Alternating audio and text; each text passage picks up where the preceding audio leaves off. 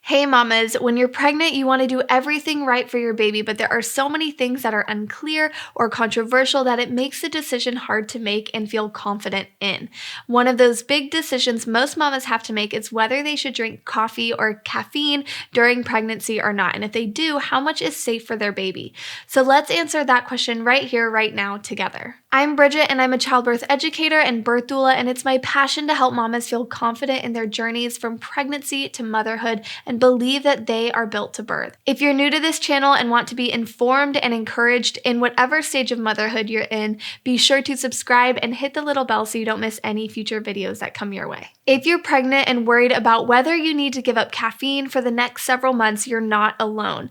Up to 90% of Americans consume some kind of caffeine every day, and when you become pregnant, one of the first warnings you receive is about caffeine intake. So can you drink your beloved coffee or tea? And if you can, how much is safe for you and your baby?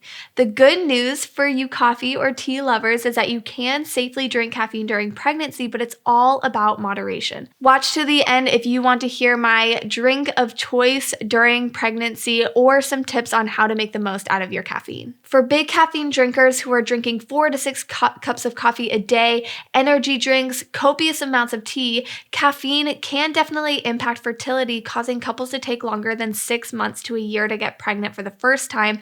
The risk of low birth weight at birth increases as caffeine intake increases, and babies who are born to mothers who are drinking lots of caffeine can experience a caffeine withdrawal after birth.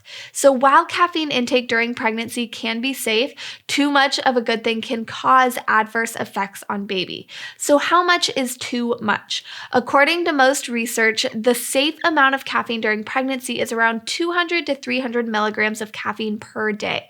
But since most of us don't think in terms of milligrams when it comes to consuming foods or drinks, I will break it down for you. In a standard tall Starbucks cup of coffee that is 12 ounces, there is about 225 milligrams of caffeine. In a small cup of black tea that's about 1 cup or 8 ounces, there's only about 47 milligrams of caffeine.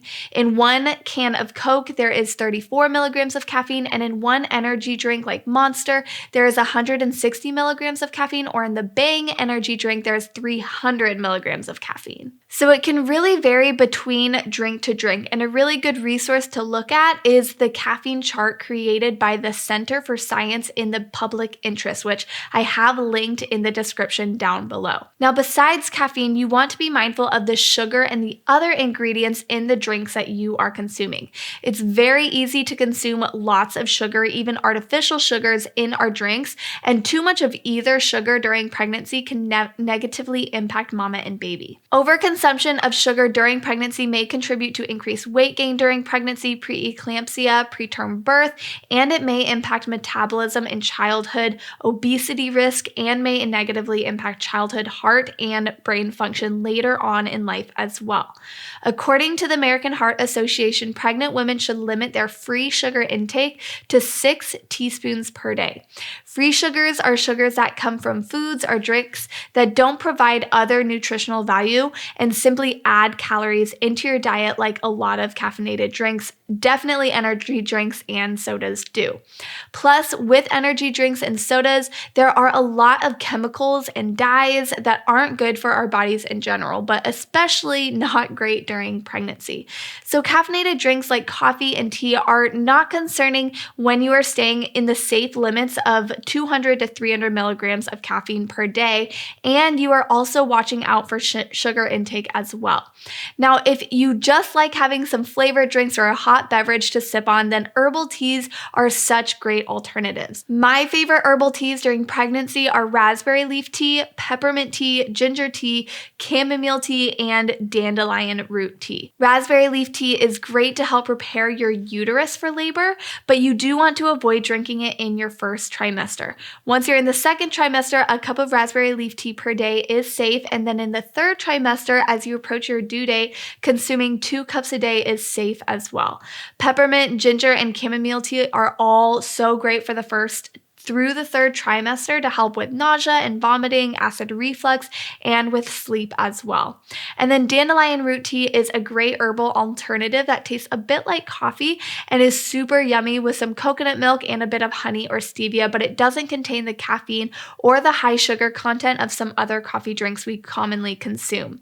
All of my favorite brands of these teas are linked down below in the description, and if you're in your last trimester, you definitely should get your hands on some red raspberry leaf tea. And if you're a coffee lover, I would totally recommend Dandy Blend, which is the dandelion root tea that is linked below. And you'll just mix about 2 tablespoons of Dandy tea with a cup and a half of hot water, a few drops of stevia or honey to taste, and about a half cup of coconut milk. And it's so yummy. So when it comes to caffeine, yes, it is safe to drink, but everything in moderation. And you don't want to be drinking venti cups of coffee from Starbucks or 3 to 4 cups of coffee a day. With tea, you have a little more wiggle room as it has a little bit less caffeine, and a good way to get more flavor from your tea without as much caffeine is just to reuse the tea bag a couple of times before throwing it out, or switch to herbal teas instead if you don't need the added caffeine. And then just watch out for those free sugars that aren't adding value to your diet but adding empty calories into your body instead. Hopefully after this video you have a pretty good idea about how much caffeine you should be drinking a day and some alternatives that you can substitute in place of the caffeine you might be drinking now, and you're able to make confident decisions when it comes to your daily cup of joe or your next trip to the cafe. The more educated you can be, even in the small ways, the more empowered you will become as well. So to help you answer the small questions to the big questions regarding pregnancy and birth and the postpartum season, I have 2 online courses that have been created just for you guys who are navigating that childbearing season where you are walking through pregnancy, birth, and the initial postpartum period. So to build up your mind, body, and team for a happier, healthier, and easier birth and postpartum period, make sure you check out builttobirth.com, which is linked in the descriptions below. So thanks for being with me in this video, and I will see you in the next one. Bye.